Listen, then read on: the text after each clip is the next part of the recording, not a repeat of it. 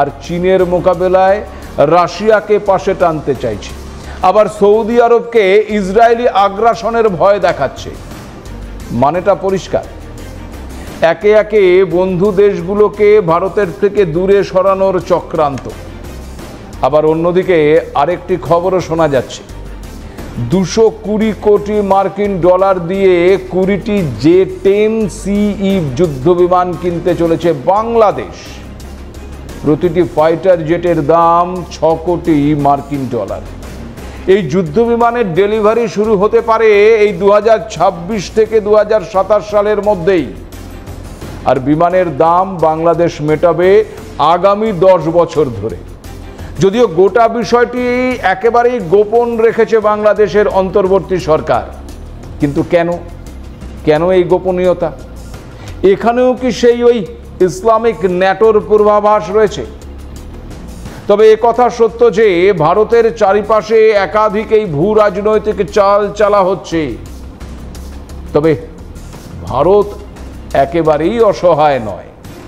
ইতিহাস বলছে ওই আমেরিকার অস্ত্র থাকা সত্ত্বেও 1965 এবং 1971 সালের যুদ্ধে ভারতের কাছে পুরোপুরি হেরেছিল পাকিস্তান। আজও ফ্রান্স, ইসরায়েল এবং রাশিয়ার সঙ্গে নয়াদিল্লির সম্পর্ক অত্যন্ত ভালো, যা কূটনৈতিক চাপ সৃষ্টিতে বড় ভূমিকা নিতে পারে। আফগানিস্তানের সঙ্গেও সম্পর্কের উন্নতি হচ্ছে। তাছাড়া কূটনৈতিক বিশেষজ্ঞদের মতে আমেরিকা কখনোই কোনো নির্ভরযোগ্য সহযোগী নয়। এর আগে আমরাম সরবরাহের সময় ইসলামাবাদের ওপর বিশেষ শর্ত আরোপ করেছিল এই আমেরিকাই। ক্ষেপণাস্ত্রটি ভারতের বিরুদ্ধে ব্যবহার না করার নির্দেশ দিয়েছিল তারা। তাছাড়া আবার ওই সৌদিও জানিয়েছে ভারতের সঙ্গে সম্পর্কের অবনতি ঘটাতে তারা রাজি নয়। এর জন্য মোদী সরকারের সঙ্গে সম্পর্ক খারাপ হবে না বলে একরকম আশ্বাসও দিয়েছে তারা। ফলে ভারতকে ছলে বলে কৌশলে জব্দ করার চেষ্টা করছে এই মুহূর্তে পাকিস্তান, কিন্তু সেই চেষ্টা কি আদৌ সফল হবে? সেদিকেই থাকছে নজর। আবার অন্যদিকে এই পাকিস্তানকে শায়েস্তা করতে ভারত কি পরিকল্পনা নিচ্ছে? শত্রুর শত্রুকে মিত্র বানিয়ে কাঁটা দিয়ে কি তবে কাঁটা তুলতে চাইছে ভারত?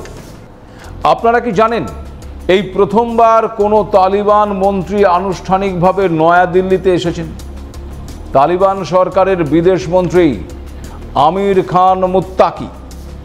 যদিও গত মাসেই এই মুত্তাকির নয়াদিল্লি সফরের কথা ছিল, তবে তার উপর নিষেধাজ্ঞা চাপিয়েছিল রাষ্ট্রসংঘের নিরাপত্তা পরিষদ। 30 সেপ্টেম্বর মুত্তাকিকে একটি অস্থায়ী ছাড় দেওয়া হয়, আর এরপরেই 9 তারিখ তার ভারত সফর। 16 অক্টোবর পর্যন্ত ভারতেই থাকবেন তালিবানের এই বিদেশ মন্ত্রী মুত্তাকি। এর আগে 15 মে মুত্তাকির সঙ্গে ফোনে কথা বলেছিলেন ভারতের বিদেশমন্ত্রী এস জয়শঙ্কর। যদিও ভারত এখনও তালিবান সরকারকে কিন্তু স্বীকৃতি দেয়নি, উল্টে কাবুলে অন্তর্ভুক্তিমূলক সরকার গঠনের ওপর জোর দিয়ে আসছে ভারত সরকার বরাবরই এ বিষয়ে সাফ বার্তা দিয়েছে। আফগানিস্তানের মাটি কখনো কোনো দেশের বিরুদ্ধে সন্ত্রাসবাদী কর্মকাণ্ডের জন্য ব্যবহার করা উচিত নয়। যদিও ভূমিকম্পের জেরে বর্তমানে আফগানিস্তানের অবস্থা খুবই সংকটজনক, তাই ভারত এখনো পর্যন্ত কয়েক দফায় ওই আফগানিস্তানে গম, ওষুধ সহ অন্য জিনিসপত্র পাঠিয়ে সাহায্য করেছে। অর্থাৎ মুত্তাকির এই সফর কাবুলে তালিবান শাসনের সঙ্গে ভারতের সম্পর্কে নতুন মাত্রা যোগ করবে, এমনটাই মনে করছেন বিশেষজ্ঞরা। দেখুন, এই সফর কিন্তু একেবারেই সাধারণ নয়। এর কূটনৈতিক তাৎপর্য রয়েছে অনেকটাই। ভারতের সঙ্গে আফগানিস্তানের সম্পর্ক ঐতিহাসিকভাবে গভীর হলেও তালিবানকে এখনো পর্যন্ত আনুষ্ঠানিক স্বীকৃতি দেয়নি নয়াদিল্লি। অথচ রাশিয়া ইতিমধ্যেই এই তালিবান সরকারকে স্বীকৃতি দিয়েছে। কূটনৈতিক মহলে জল্পনা মুত্তাকির সফর সেই অচলায়তন ভাঙতে পারে কি? কারণ আফগানিস্তানের মাটিতে এখন মার্কিন বাহিনী না থাকলেও পাকিস্তান, চীন এবং রাশিয়ার কৌশলগত টানাপোড়েন সেখানে সক্রিয় রয়েছে। এমন পরিস্থিতিতে তালিবানের সঙ্গে সম্পর্ক উন্নয়ন ভারতের জন্য ওই পাকিস্তানের বিরুদ্ধে এক প্রতিরক্ষামূলক কূটনৈতিক তাস হয়ে উঠতে পারে। পেহেলগাঁও সন্ত্রাসের ঘটনায় তালিবান সরকারের সরাসরি নিন্দা, ভারতের পাশে দাঁড়ানো এবং এরপরেই মুত্তাকির ভারত সফর সব এক নতুন কূটনৈতিক ধাপের ইঙ্গিত দিচ্ছে কি? তাছাড়া ইসলামাবাদের ওপর চাপ সৃষ্টি করতে তালিবানের সঙ্গে বন্ধুত্ব বাড়ানো ভারতের জন্য কৌশলগতভাবে লাভজনক হতে পারে বলেই মনে করা হচ্ছে। অন্যদিকে পাকিস্তানও একই সঙ্গে ওই আমেরিকা এবং চীনকে পাশে টেনে ভারতের উপর চাপ বাড়ানোর চেষ্টা করছে। ফলে এই মুত্তাকির সফরকে কেন্দ্র করে দক্ষিণ এশিয়ার কূটনৈতিক দাবা বোর্ডে নতুন চাল চালা হচ্ছে, যার ফলাফল ভারতের ভবিষ্যৎ ওই বিদেশ নীতির জন্য যথেষ্ট গুরুত্বপূর্ণ এবং ইঙ্গিতবাহীও বটে। এর মধ্যে ওই নেট দুনিয়ায় ভাইরাল হয়েছে একটি ভিডিও। আফগানিস্তানে এক ভারতীয় পর্যটককে ভাই বলে সম্বোধন করছেন একজন তালিবান নেতা। ওই পর্যটকের হেলমেটে থাকা ক্যামেরায় ধরা পড়েছে গোটা ভিডিওটি। আর ওই ভিডিওটিতে দেখা যাচ্ছে আফগানিস্তানের রাস্তা দিয়ে একটি মোটর বাইকে করে ওই পর্যটক যাচ্ছেন।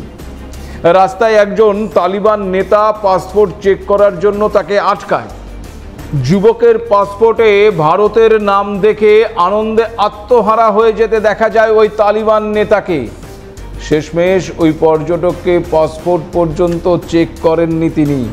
জানান, ভারত আফগানিস্তান ভাই ভাই, কোনো সমস্যাই নেই, পাসপোর্ট পরীক্ষা করার দরকার নেই, চেকিংয়েরও কোনো প্রয়োজন নেই। আর এই ঘটনার পরপরই ভারতে তালিবানের বিদেশমন্ত্রীর সফর বেশ তাৎপর্যপূর্ণ। কারণ গত বুধবারই আফগানিস্তানের বগরাম বায়ুসেনা ঘাঁটি ইস্যুতে তালিবানের পাশে দাঁড়িয়েছে আবার ভারত। আপনাদের আগেও একটি এপিসোডে জানিয়েছিলাম যে কিভাবে দীর্ঘ রক্তক্ষয়ী সংগ্রামের পর 2021 সালে আফগানিস্তান ছেড়েছিল মার্কিন সেনা। তবে এই মুহূর্তে ফের আমেরিকার নজর রয়েছে আফগানিস্তানের ওই বগরাম বায়ুসেনা ঘাঁটির দিকে।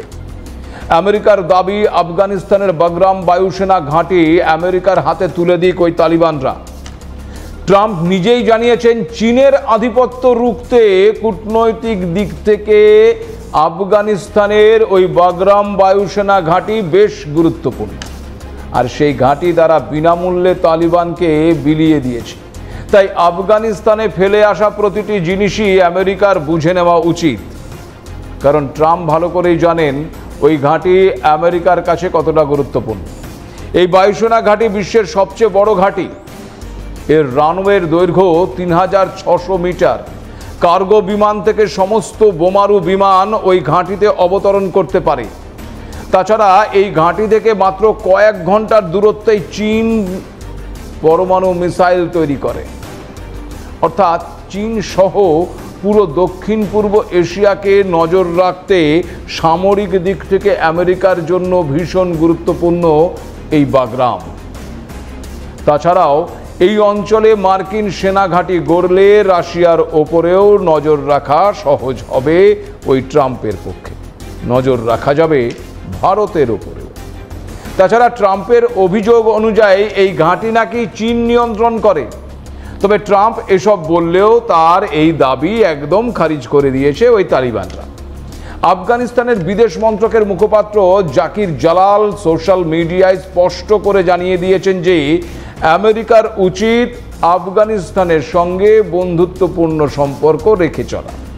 আফগানিস্তানে মার্কিন সেনার আর কোনো জায়গা নেই। এখানে আপনাদের একটু জানিয়ে রাখি যে কাবুলের উত্তর দিকে এই ঘাঁটিটি ভূ রাজনীতির খেলায় তরুপের তাস হয়ে উঠতে পারে।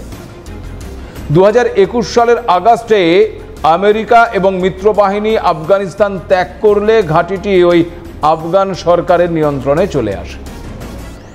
ইতিমধ্যে গুঞ্জন ছড়িয়েছে চীনের বেল্ট অ্যান্ড রোড প্রকল্পের অংশ হিসেবে আফগানিস্তানে ওই বাগরামকে বাণিজ্যিক বা ওই সামরিক ঘাঁটিতে রূপান্তরিত করার চেষ্টা চলছে। আর সেই সম্ভাবনায় আমেরিকাকে সবচেয়ে বেশি আতঙ্কিত করে তুলেছে। কারণ বাগরামের অবস্থান একেবারেই কৌশলগত। এর মানে হলো যে এই ঘাঁটি নিয়ন্ত্রণ থাকবে যার হাতে, সে গোটা অঞ্চলের গতি প্রকৃতি নির্ধারণ করতে পারবে। ট্রাম্প আগেই দাবি করেছিলেন যে বাগরামের মতন ঘাঁটি ফেলে আসা মানেই শত্রুর হাতে সবচেয়ে গুরুত্বপূর্ণ অস্ত্র তুলে দেওয়া। কারণ মধ্যপ্রাচ্য থেকে সরে এলেও আমেরিকার চিরশত্রু চীনকে ঘিরে রাখতে হলে আফগানিস্তানের ওই মাটি অপরিহার্য। বিশেষ করে বাগরাম যেখানে দাঁড়িয়ে সেখানে একসঙ্গে 3 প্রতিদ্বন্দ্বী শক্তি চীন, রাশিয়া, ইরানের ওপর নজর রাখা সম্ভব ভারতের দিকেও। ট্রাম্পের ইচ্ছে তাই ওই বাগরামকে অন্তত রিটার্ন গেটওয়ে হিসেবে রেখে দেওয়ার, মানে ভবিষ্যতে প্রয়োজনে আবার মার্কিন সেনা আফগানিস্তানে যদি ঢুকতে চায় তাহলে বাগরামই হবে তাদের সেরা প্রবেশদ্বার। তবে এখানে একটা টার্নিং পয়েন্ট এনে দিয়েছে ওই মস্কোতে অনুষ্ঠিত মস্কো ফরম্যাটের 7ম বৈঠক। এই বৈঠকে আফগানিস্তানের বাগরাম বিমান ঘাঁটি দখলের মার্কিন প্রচেষ্টার বিরোধিতার জন্য রাশিয়া, চীন এবং আরও 7টি দেশের প্রচেষ্টাকে সমর্থন করেছে ভারত। এখন এই বিরোধিতার মুখে ট্রাম্পের দাবি টিকবে না বলেই মনে করা হচ্ছে। আর অন্যদিকে আফগানিস্তানের সঙ্গে পাকিস্তানের সম্পর্ক একেবারে আদায় কাজকলায়। উন্নতি হচ্ছে অন্যদিকে আবার ভারত আফগানিস্তানের সম্পর্কে। আন্তর্জাতিক স্তরে কূটনৈতিক লড়াই এই মুহূর্তে এক টান উত্তেজনায় পৌঁছেছে। ভারত যে কোনোভাবেই মাথা নত করবে না, একের পর এক সিদ্ধান্তে তা পরিষ্কার।